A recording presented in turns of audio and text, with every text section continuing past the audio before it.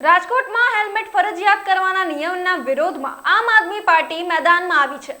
રાજકોટની રૈયા ચોકડી ખાતે આપ દ્વારા વિરોધ પ્રદર્શન આયોજન કરવામાં આવ્યું હતું।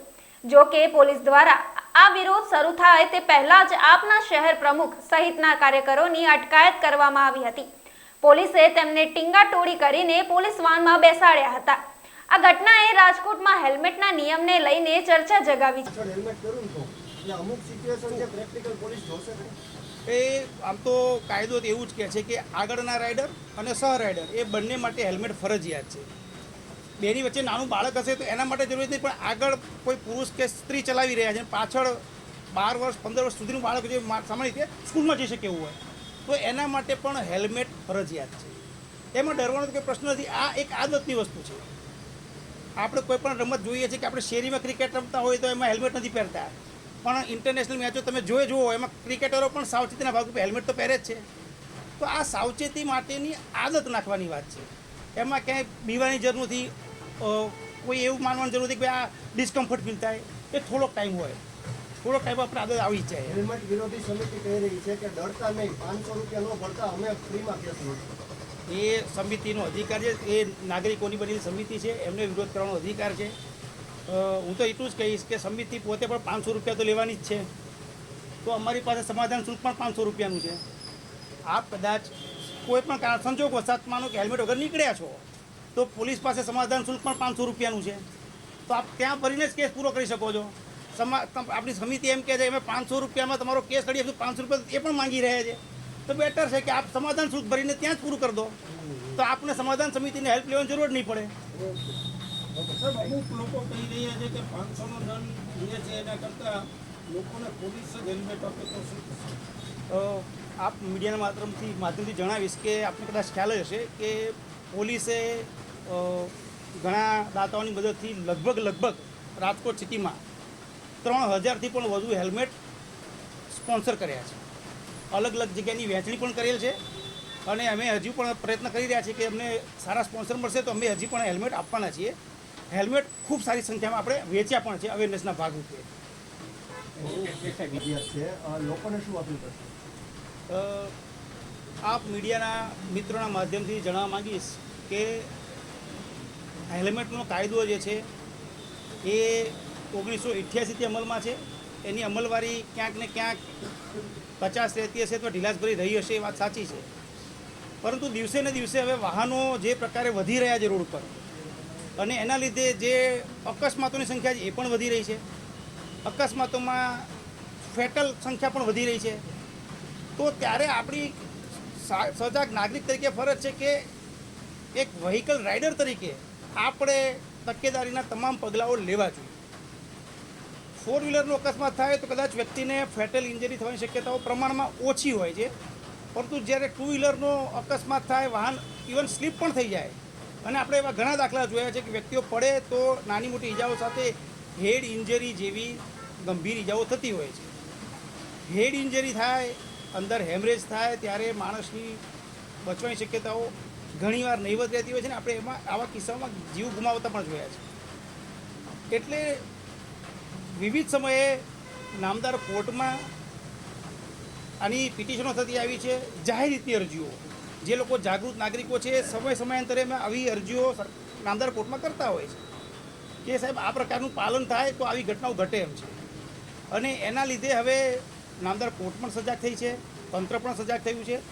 એટલે દરેક જગ્યાએ અત્યારે તંત્ર જે છે એ નાગરિકોને સતત સજાગ કરવાનો પ્રયત્ન કરી રહ્યું છે કે જે કાયદામાં લખેલું છે એનું આપણે પાલન કરીએ, અને પાલન કરીએ એટલે ઓવરઓલ જે લોકોનો જે આપણે જાહેર એનો જીવો બચાવની સંખ્યા છે એ વધી શકે અને સલામત ટ્રાફિક, સલામત સવારી આપણે થાય।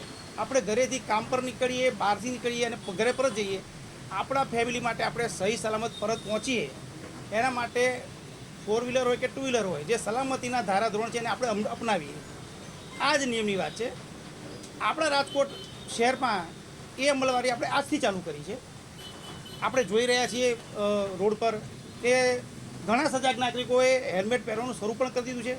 મને એ પણ વિશ્વાસ છે કે આ એક દિવસનો કાર્યક્રમ નથી, લોકોમાં જેમ જેમ અવેરનેસ આવશે એમ એની સંખ્યા વધશે। આજે 10% હશે, 6 મહિનામાં એ ફોલો કરનારની સંખ્યા 20% પહોંચશે, પછી 30% પહોંચશે. અને એવો પણ સમય આવશે કે લગભગ રાજ્યના આપણા શહેરના તમામ નાગરિકો આ નિયમ જે છે હેલ્મેટના સુખાકારી નિયમ એનું પાલન કરતો થઈ જશે એવો મને પૂરો વિશ્વાસ છે. એટલે પતિ પત્નીને નાખ્યા છે લોકોને શું અપીલ કરશે? આપ મીડિયાના મિત્રોના માધ્યમથી જણાવવા માંગીશ કે હેલ્મેટનો કાયદો જે છે એ 1988થી અમલમાં છે. એની અમલવારી ક્યાંક ને ક્યાંક 50 રહેતી હશે તો ઢીલાસભરી રહી હશે, એ વાત સાચી છે. પરંતુ દિવસે ને દિવસે હવે વાહનો જે પ્રકારે વધી રહ્યા છે રોડ પર, અને એના લીધે જે અકસ્માતોની સંખ્યા છે એ પણ વધી રહી છે. અકસ્માતોમાં ફેટલ સંખ્યા પણ વધી રહી છે. તો ત્યારે આપણી સજાગ નાગરિક તરીકે ફરજ છે કે એક વ્હીકલ રાઇડર તરીકે આપણે તકેદારીના તમામ પગલાઓ લેવા જોઈએ. 4 વ્હીલરનો અકસ્માત થાય તો કદાચ વ્યક્તિને ફેટલ ઇન્જરી થવાની શક્યતાઓ પ્રમાણમાં ઓછી હોય છે. પરંતુ જ્યારે 2 વ્હીલરનો અકસ્માત થાય, વાહન ઇવન સ્લીપ પણ થઈ જાય, અને આપણે એવા ઘણા દાખલા જોયા છે કે વ્યક્તિઓ પડે તો નાની મોટી ઈજાઓ સાથે હેડ ઇન્જરી જેવી ગંભીર ઈજાઓ થતી હોય છે. હેડ ઇન્જરી થાય, અંદર હેમરેજ થાય, ત્યારે માણસની બચવાની શક્યતાઓ ઘણીવાર નહીવત રહેતી હોય છે ને આપણે એમાં આવા કિસ્સાઓમાં જીવ ગુમાવતા પણ જોયા છે. એટલે વિવિધ સમયે નામદાર કોર્ટમાં આની પિટિશનો થતી આવી છે. જાહેર રીતની અરજીઓ જે લોકો જાગૃત નાગરિકો છે સમયાંતરે આવી અરજીઓ નામદાર કોર્ટમાં કરતા હોય છે કે સાહેબ આ પ્રકારનું પાલન થાય તો આવી ઘટનાઓ ઘટે એમ છે. અને એના લીધે હવે નામદાર કોર્ટ પણ સજાગ થઈ છે, તંત્ર પણ સજાગ થયું છે. એટલે દરેક જગ્યાએ અત્યારે તંત્ર જે છે એ નાગરિકોને સતત સજાગ કરવાનો પ્રયત્ન કરી રહ્યું છે કે જે કાયદામાં લખેલું છે એનું આપણે પાલન કરીએ.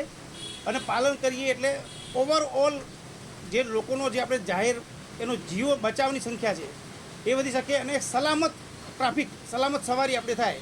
આપણે ઘરેથી કામ પર નીકળીએ, બહારથી નીકળીએ અને ઘરે પરત જઈએ, આપણા ફેમિલી માટે આપણે સહી સલામત પરત પહોંચીએ. એના માટે 4 વ્હીલર હોય કે 2 વ્હીલર હોય, જે સલામતીના ધારાધોરણ છે એને આપણે અપનાવીએ. આ જ નિયમની વાત છે. આપણા રાજકોટ શહેરમાં એ અમલવારી આપણે આજથી ચાલુ કરી છે. આપણે જોઈ રહ્યા છીએ રોડ પર કે ઘણા સજાગ નાગરિકોએ હેલ્મેટ પહેરવાનું શરૂ પણ કરી દીધું છે. મને એ પણ વિશ્વાસ છે કે આ એક દિવસનો કાર્યક્રમ નથી. લોકોમાં જેમ જેમ અવેરનેસ આવશે એમ એની સંખ્યા વધશે. આજે 10% હશે, 6 મહિનામાં એ ફોલો કરનારની સંખ્યા 20% પહોંચશે, પછી 30% પહોંચશે. અને એવો પણ સમય આવશે કે લગભગ રાજ્યના આપણા શહેરના તમામ નાગરિકો આ નિયમ જે છે હેલ્મેટના સુખાકારી નિયમ એનું પાલન કરતો થઈ જશે એવો મને પૂરો વિશ્વાસ છે. પતિ પત્નીને